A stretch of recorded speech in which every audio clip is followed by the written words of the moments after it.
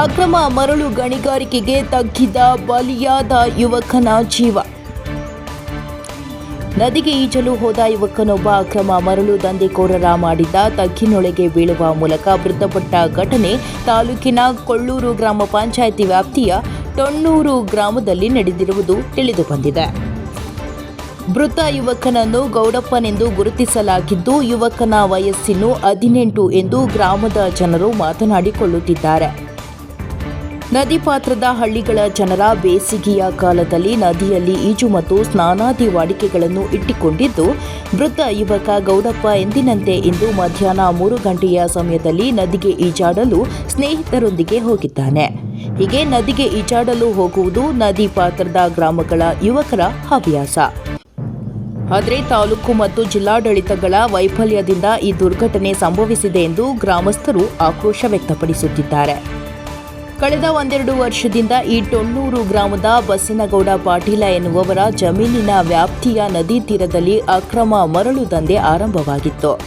ಗ್ರಾಮದ ಕೆಲವು ಜನರ ಶಾಮೀಲಿನೊಂದಿಗೆ ಹಾಗೂ ಕೆಲವು ರಾಜಕೀಯ ಪಟ್ಟಭದ್ರ ಹಿತಾಸಕ್ತಿಗಳ ಹಸ್ತಕ್ಷೇಪದಿಂದ ಈ ದಂಧೆ ಬಲು ಜೋರಾಗಿ ನಡೆದಿತ್ತು.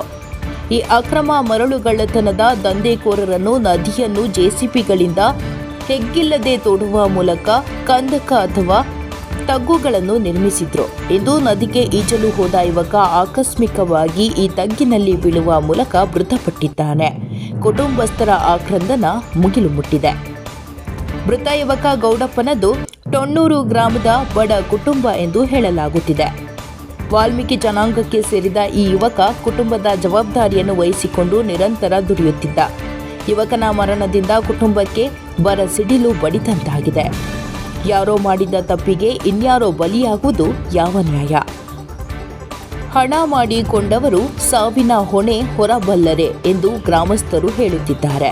ಇಂತಹ ಅವಘಡಗಳನ್ನು ಮೊದಲೇ ಊಹಿಸಿ ಜನರಿಗೆ ಭದ್ರತೆ ಒದಗಿಸಬಹುದಾದ ತಾಲೂಕು ಮತ್ತು ಜಿಲ್ಲಾಡಳಿತಗಳು ಬಡ ಕುಟುಂಬಕ್ಕೆ ನೆರವಾಗಬಲ್ಲವೇ ಎನ್ನುವ ಪ್ರಶ್ನೆ ಉದ್ಭವವಾಗಿದೆ. ದಿಕ್ಕಿಲ್ಲದ ಕುಟುಂಬಗಳ ನೆರವಿಗೆ ಯಾರೂ ಸಹಾಯಕ್ಕೆ ಬರುವುದಿಲ್ಲ.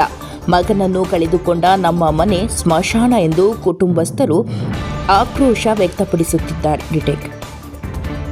ಮಗನನ್ನು ಕಳೆದುಕೊಂಡ ನಮ್ಮ ಮನೆ ಸ್ಮಶಾನ ಎಂದು ಕುಟುಂಬರು ಶೋಕ ವ್ಯಕ್ತಪಡಿಸುತ್ತಿದ್ದಾರೆ. ವರದಿ ಅಮರೇಶ್ ನಾಯಕ.